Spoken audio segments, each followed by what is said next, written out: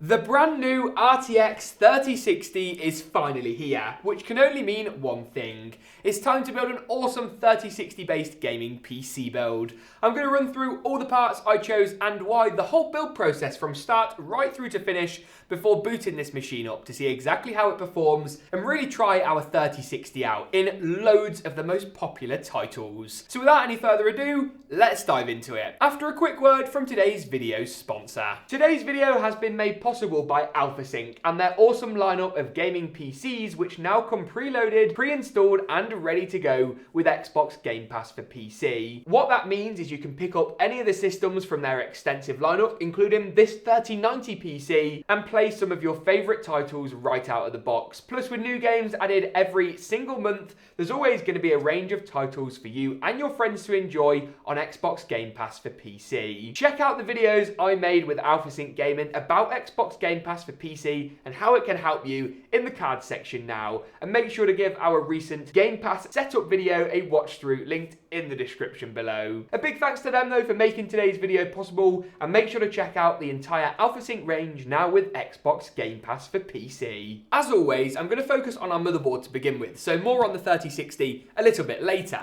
In the meantime though, we're going to go ahead and install our CPU into the motherboard. Specifically, this is MSI's B550 Tomahawk. This is a really great motherboard that supports Ryzen 3000 and the new Ryzen 5000. I've opted though for the Ryzen 5 3600X as my CPU choice for today's build. The 5600X is another $100 or so. It's really expensive, and this is still a 6-core 12-thread chip with really fast clock speeds at a price point that won't break the bank. In order to install it, you simply want to find the golden triangle on the processor and line this up with the corresponding triangle on your motherboard. It's then a simple case of pulling up the retention arm and dropping the chip into place. It isn't going to need any pressure or force, and the arm pops back down. Followed closely by our CPU cooler. This is the free included AMD stock cooler that you get as standard with Ryzen CPUs, and it's a great addition.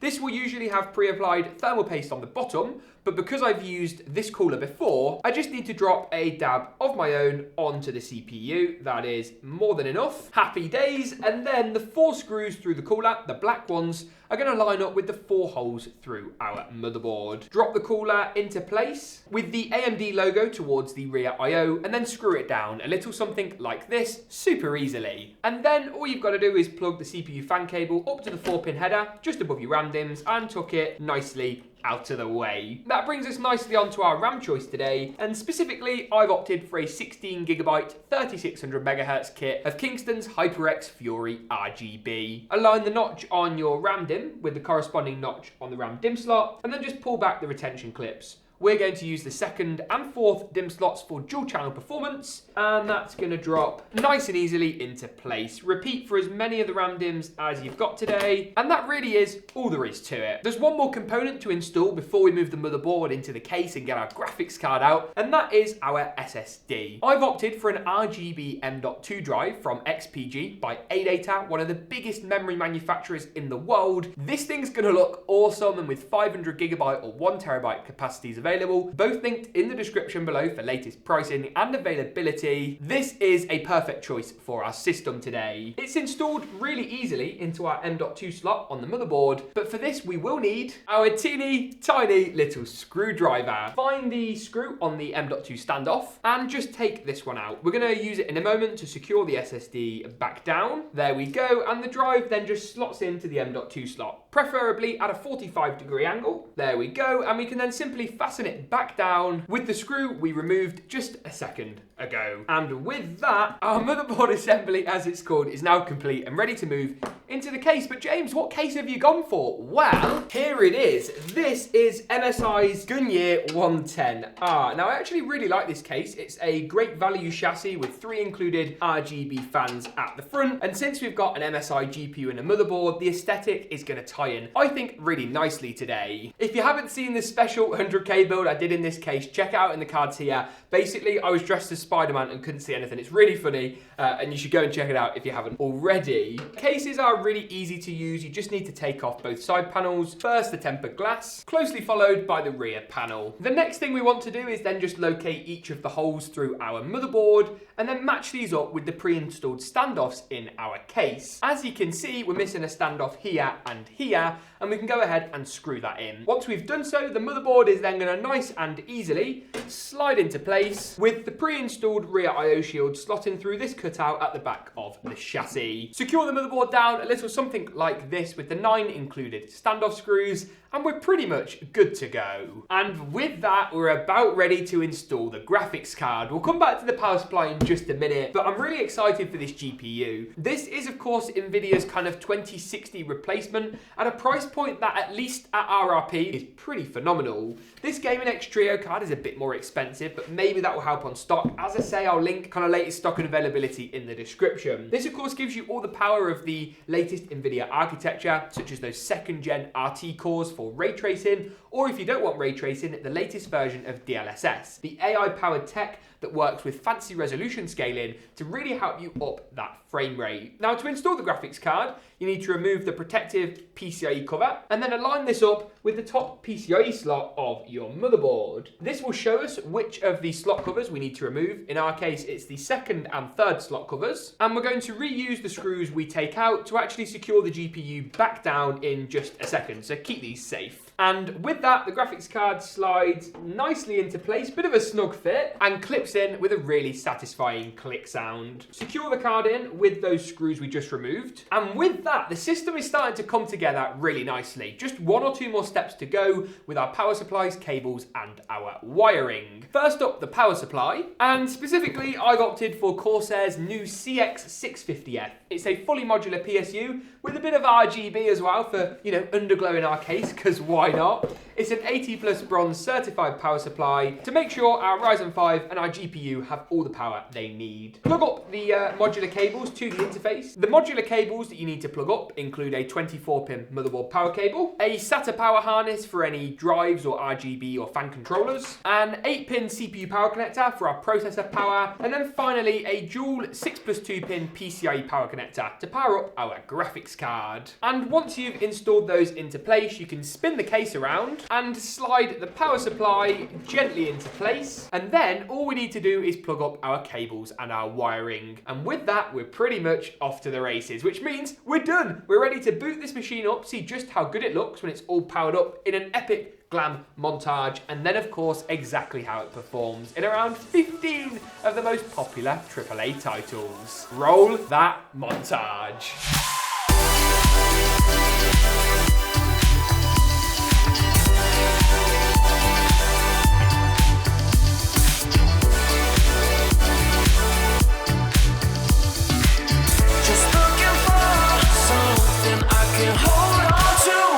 Okie dokie, now we've seen just how good this system looks when it's all powered up, and of course the process of putting it together, let's take a dive and see exactly how the RTX 3060 performs.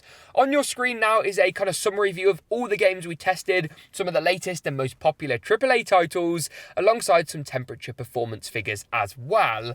If you check out the playlist in the cards section now in the top right hand corner, you'll also find the full unedited benchmark runs for all the titles and all the settings we tested out, and make sure to get subscribed to that YouTube channel called Benched. For now though, let's take a look at some of our focus titles and kick things off with GTA 5. Here at 1080p high settings, tested in the game's inbuilt benchmarking mode, we got 112 FPS on average, with 104 and 92 for the 90 and 99th percentile results. At 1440p high, this reduced to 107, 101 and 90 FPS, but nevertheless some really great results. When it comes to Watch Dogs Legions, we tested a whole plethora of settings today. 1080p high settings with RTX on gave us 88 frames per second on average, with 81 and 76 for the 90 and 99th percentile results, which is only around a 10% reduction on the more expensive and higher end RTX 3060 Ti, meaning the 3060 is potentially a great value option, pricing and availability dependent. Utilising DLSS, NVIDIA's fancy AI resolution scaling tech, also gave us some great numbers at 1440p, particularly 110, 194 DLSS here, really helping our performance, with of course no performance impact from ray tracing in that scenario. Next up then is Call of Duty's Black Ops Cold War. First off, at 1080p high settings with DLSS set to performance mode, we got 118 FPS on average, with 96 and 81 for the 90 and 99th percentile results. Here, this is around a 20 frames per second reduction over something like an RTX 3070, which is of course a much higher end card, and only around a 7 FPS on average difference at 1440p against an RTX 3060 Ti. Here at 1440p, we also saw some pretty respectable frame rate results, with the RTX 3060 coming in pretty strong. Talking of high performance, Apex Legends here at 1080p high settings with unlimited frame rate enabled in the Origin in-game launcher, and we got a staggering 161 FPS at 1080p high settings with 137 and 125 for the 90 and 99th percentile results. Tuning up to 1440p and it dropped down to 104, 93 and 83 respectively, which is still a fantastic result and around 30 frames per second less on average than the RTX 3060 Ti model. Next up is Valorant, and not too much to say here other than 335 FPS on average. The CSGO inspired game looked fantastic with its better graphics but fantastic visual performance, and of course with support for NVIDIA Reflex for reducing those in-game response times. The game was a really great, enjoyable, playable experience. Next up today then is the penultimate title on our list, Cyberpunk 2077. We did around 6 different benchmarking runs and they'll all be in that playlist I discussed, but here are the highlights. 1080p medium settings with DLSS set to performance mode, and of course no ray tracing. We've got 98, 80 and 62, some very respectable numbers. But what about with ray tracing enabled at 1080p? Here with RTX set to medium, utilising that DLSS technology to boost our frame rate once again, we got 61, 54 and 49. Actually some really great results here when it comes to that Cyberpunk performance, and numbers really which are only around 6 FPS less on average than the 3060 Ti model. At 1440p the results are a little less positive. First, with RTX set to medium, our frame rate drops to 47, 42 and 38. Ouch FPS, but of course this is a 1080p oriented card for the vast majority of users, though I'm glad to announce that at 1440p medium with DLSS turned on, we jump up to 96, 79 and 68. I'm not recommending that people game at 1440p on this card, but it's great to know that it's definitely possible while still achieving some nice FPS results. Finally then, the last game on our list today is Fortnite, and once again we tested at a range of different settings from high with DLSS enabled all the way through to competitive settings, so hang tight. 1080p high settings with no DLSS gave us 115, 101 and 96 FPS, though if we turn DLSS on and set it to performance, we boost by around 30 FPS to 143 on average. It also boosts the 90 and 99th percentile results by around about 20 frames per second, which is great. What about competitive settings though? 1080p with everything tuned down but the render distance set to far gave us a really respectable 189 FPS. But once again, if we turn DLSS on, set it to performance in our case, we jump up to 239 frames per second at 1080p competitive settings with an RTX 3060. If that isn't the punchline of this video, I don't know what is. I will say though, at 1440p your numbers do drop significantly, but they're still very playable. 94, 82 and 72 with no ray tracing and no DLSS in Fortnite. And for those of you wondering why we haven't tested Fortnite with ray tracing enabled, in high FPS titles like this, we recommend sticking either at vanilla settings or just utilising that DLSS technology. That pretty much wraps up our performance testing and benchmarking of the RTX 3060. A big shout out to MSI for kindly lending us this sample over in advance of the launch so we can get these numbers over to you guys, and let me know in the comments down below if you've been successful in trying to buy a 3060. I really hope that the launch this time around is a little bit smoother, shall we put it that way. Thanks for watching though, and as always, if you enjoyed it, you know what to do. Thanks for watching though, and as always, we'll see you in the next one.